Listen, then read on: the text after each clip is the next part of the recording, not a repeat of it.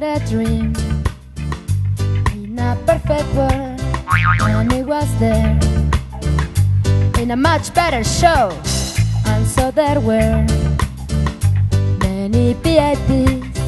I think I was an important one, but all of them speak another tongue. I couldn't understand any single word. I think I was an important woman. I couldn't understand nothing at all. I want to know, I want to learn, because I think I was the star, a different song, that special one, that everyone has thought about me. I'm gonna know and understand, because I think I was the star, that different song, that special one, speaking this is special song, amazing English.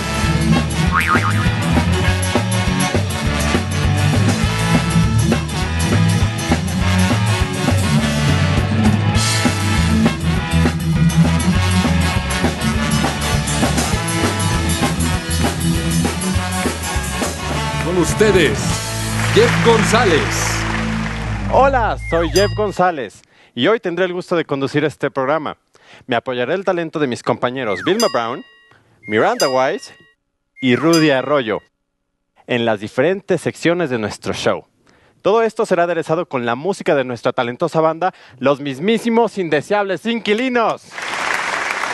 Sin más por el momento, arranquemos el show. Amazing. Amazing.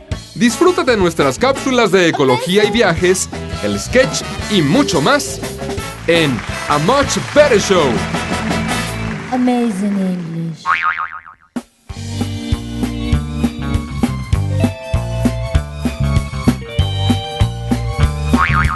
Entrevistas del más allá. En esta ocasión, recibiremos en nuestro estudio a uno de los personajes más fascinantes en la historia del mundo del espectáculo. Un hombre sin miedo, que supo escapar a terribles peligros y divirtió a una generación ávida de misterio y fantasía. Sin más, los presento con el gran mago, ilusionista y escapista del siglo XX, Houdini.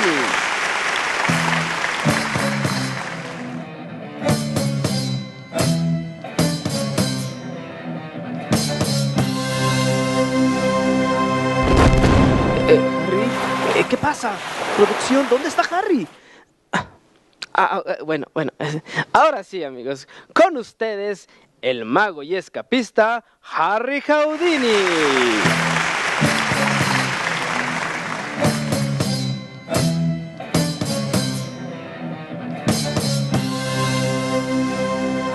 The great magician, Houdini. Thank you very much, dear audience. You have to forgive me. I was performing my Chinese water torture chamber escape for an audience of friends in the afterworld. Okay. Thank you, my dear. This was your most famous challenging illusion. Indeed. It consists in 3 parts. First, my feet are locked in stocks. Next, I'm suspended in midair with a brace. And finally, I'm lowered into a tank full of water. I have to get myself out. No one has ever known how I always escape from the deadly chamber. I always keep it a mystery. Mr. Houdini, there is so much to chat about your legendary, incredible skills and performances. But I will first ask you some biographical details, if I may. Sure, young man. I was born in Budapest, Hungary in 1874. My family moved to America in search of new opportunities. My dad was a rabbi, and we were not rich at all. There were several mouths to be fed, so I started working when I was a child. I discovered I was very keen on magic and the world of circus. When I was 9, I was already a trapeze artist. My real name was Eric Weiss. So my first artistic name was Eric, the Prince of Air. But later on, I changed Eric Weiss to a far more interesting one. Houdini. When did you meet your wife and lifelong companion, Bess? Oh, my lovely Bess and I met when we were in our late teens, early 20s. I was already a professional magician and she was a performer too. We loved to go together to Coney Island. You know, the neighborhood in New York City, famous for its amusement parks. When we first met, it was love at first sight. And I said to myself, I'll never let this girl go. We got married, although we didn't have any children. We were absolutely happy together.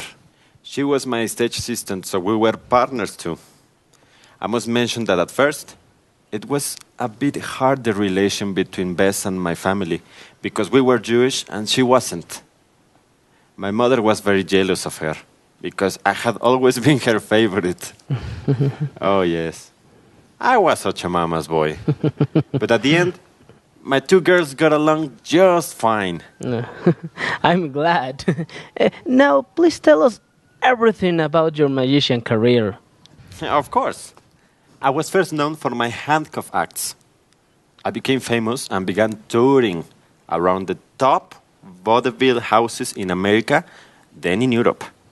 I practically reinvented escapology, the art of getting yourself free from chains, ropes, jails, and handcuffs. I would sometimes explain my tricks in books I wrote for my professional magicians. I had all kinds of gimmicks. Once, my dear wife, Bess, gave me a kiss during one show. Nobody noticed, but she was passing me the key for one special handcuffs. I'd sometimes perform my escapes in full view, hanging from a crane or a public building. You can't imagine the traffic it caused. I also loved my buried alive act, but it was extremely dangerous. It once almost cost me my life. I had to dig myself out. Well, you certainly had guts. You'll always be remembered as one of the greatest showmen. Showbiz is my second name, young man. I even went into the movie industry and founded my own production company. I could film some of my best stunts, such as my swim in the Niagara Falls. I had great fun and made a great deal of money. My greatest joy was when I finally could buy my dear old mama a dress that had belonged to Queen Victoria of England. I was so proud of myself. And one day, it all came to an end. Everything must pass, my friend. My death was quite strange, actually. I always bragged that my abdomen was so strong it could take any blow. I dared a young student to hit me hard above my waist, and he did. I think I didn't prepare much too well for this stunt, because this gave me a bad case of peritonitis. I died in 1926. 2,000 mourners would present at my funeral. The world of magic would never be the same, they said. And what happened to Bess? Well, you must know that one of my biggest obsessions was debunking the so-called psychics and mediums who made people believe they could connect with their deceased loved one. Anyway, for the rest of her life, Bess held a spiritist session every Halloween night in case I wanted to communicate with her from the other side. I never did. It's not my style. And she stopped trying. She died an old lady. And now we are reunited in the afterworld. She helps me now in our shows, in front of all of our ghost friends. A Much Better Show is proud that Harry Houdini came to visit us at our studio. Let's give him a hearty applause. Thank you, my great audience. Now, I must return because the show must go on the other side. Eco-friendly tips. Caring more, wasting less. Giving your talent. Simplify your life and save money. Instead of presents, make gifts of your talents and time. Certificates for babysitting, gardening, walking the dog, etc. Check your bulbs. Remember, light bulbs that have higher wattage than needed waste a lot of energy. Buy the right ones and turn the lights off when you are not in the room. Call laundry. As much as you can, turn the dial on your washing machine to cold. Almost all of the energy used by washing machines goes to heating. These were eco-friendly tips. Wise up! See you later!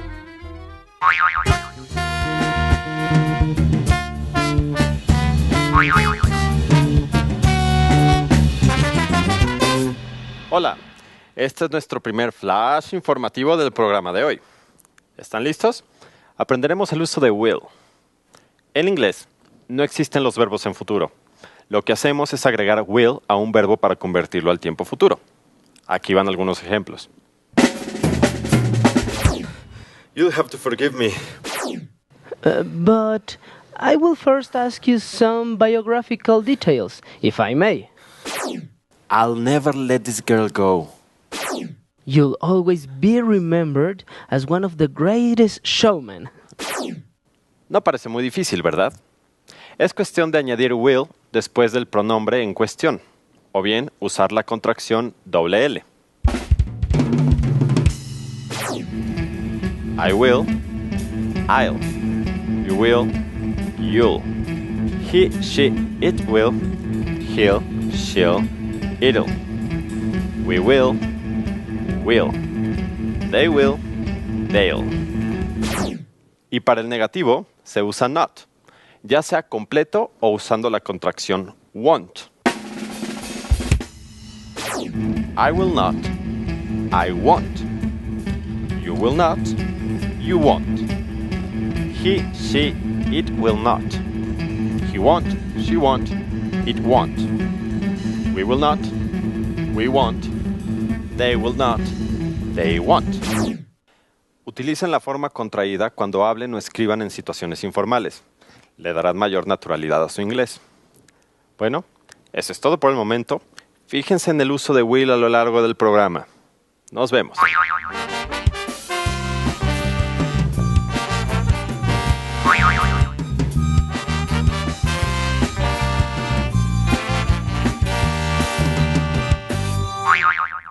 These ones happened to George and Martha, a young and happy couple.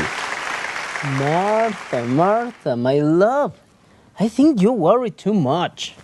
Nothing bad is going to happen. Nothing can spoil our picnic in the beach. Oh, George, I'm sorry. I can't help it. Tomorrow is the third Saturday of the month. I need to follow the 23rd. Every time that happens, it rains.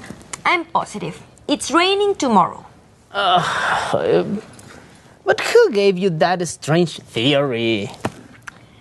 My late great aunt, who was a little bit crazy, but she was always right about this one. Honey, I think you are the apprehensive one in this marriage. Well, I'm the calm one. I expect we'll have the best weather tomorrow. It's in the weather forecast. They said tomorrow it will be sunny. Imagine such a day in the beach. No, George, listen to me. Okay. My Aunt Edna was a little eccentric. And she was always surrounded by cats. And she always wore strange hats. But she was always right with this third Saturday omen. She herself was born on a third Saturday, on the 23rd. And that day a big storm hit her parents' village. Well, let's hope for the best. I'm sure your late Aunt Edna looks favorably on us and will spare with us this Saturday. I'm sure you'll love our tour. We'll swim, play volleyball, and give a stroll barefoot. Oh, George, it sure sounds lovely and good exercise too. I'll probably sleep all our way back in the car. Well, that's the spirit. Yes, honey. Nothing's going to happen. Now, will you make my special dish for tonight's dinner, like you promised? I'll cook the special Caesar salad you love. I'll help you washing the dishes. Cool.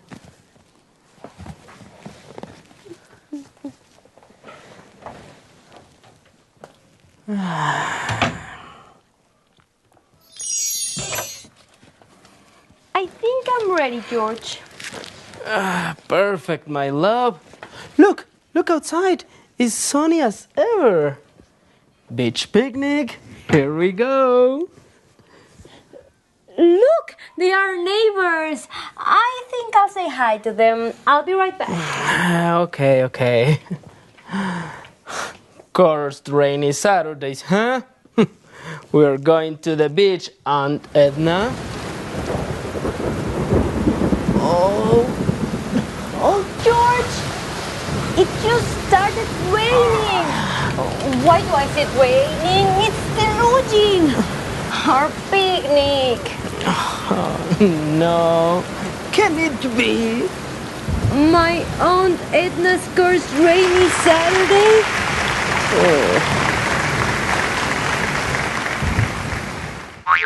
After our usual sketch, here are some eco-friendly tips. Green information, courtesy of a much better show. With a twist of lemon. Polish your furniture with the following mix. Add a squeeze of lemon in a pint of mineral water. It surely takes the dirt away. Drain, don't go away. Provide up to half your total water consumption by installing a rainwater tank. Taking care of the lawn.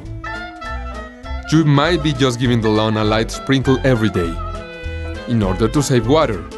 However, this just encourages shallow root growth, and your lawn will eventually die. Give it a deep soak once a week. It's better than 7 light ones. Keep it wise, keep it green, and stay tuned to our show.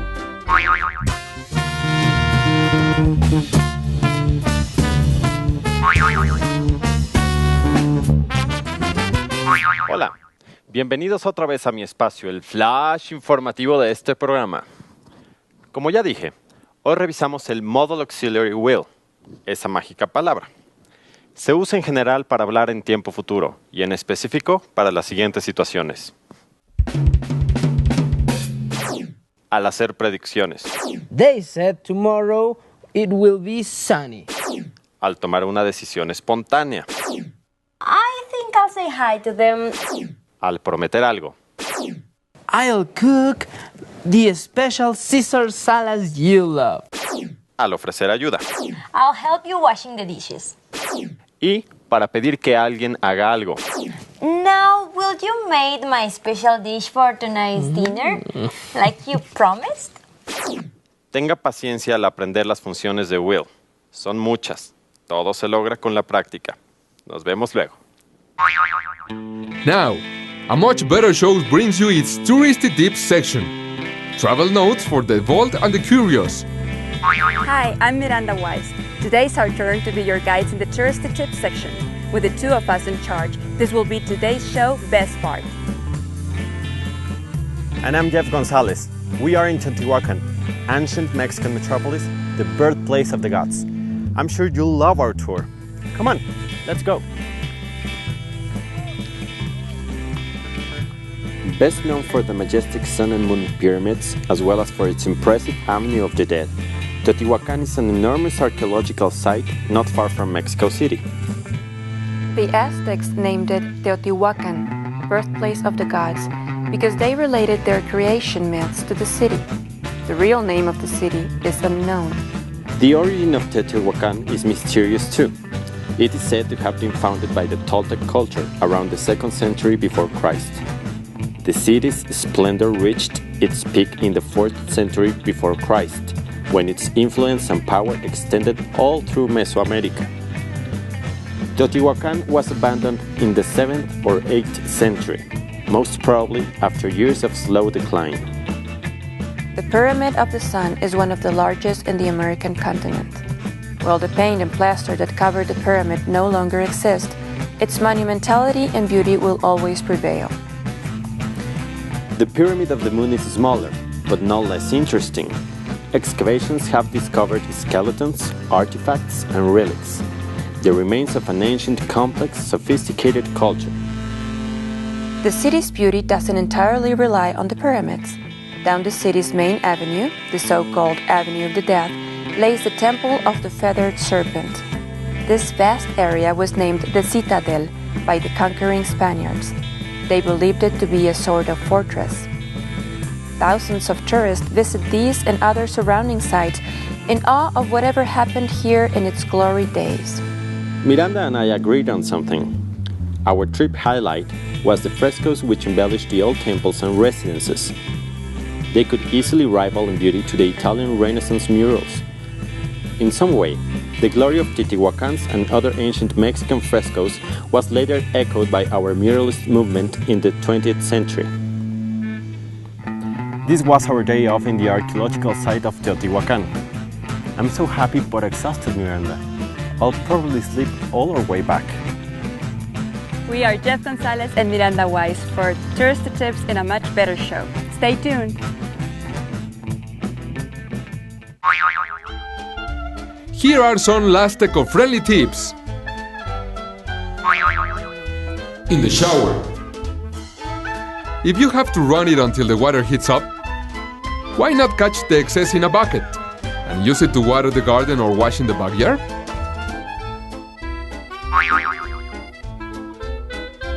Once a month. Clean and renew your air conditioner filters once on a monthly basis. It will increase its efficiency. These were the eco-friendly tips. Stay for more in a much better show.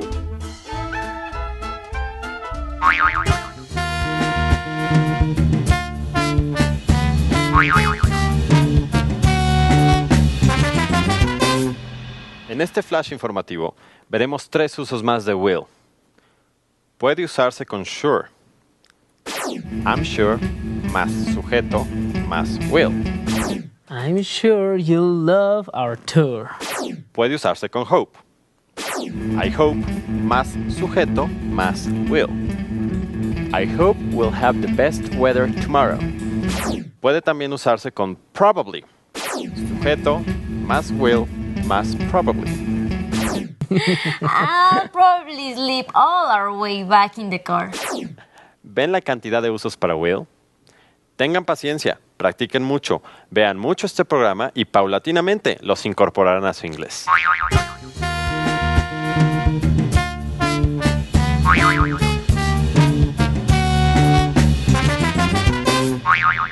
Así termina esta lección del tiempo futuro.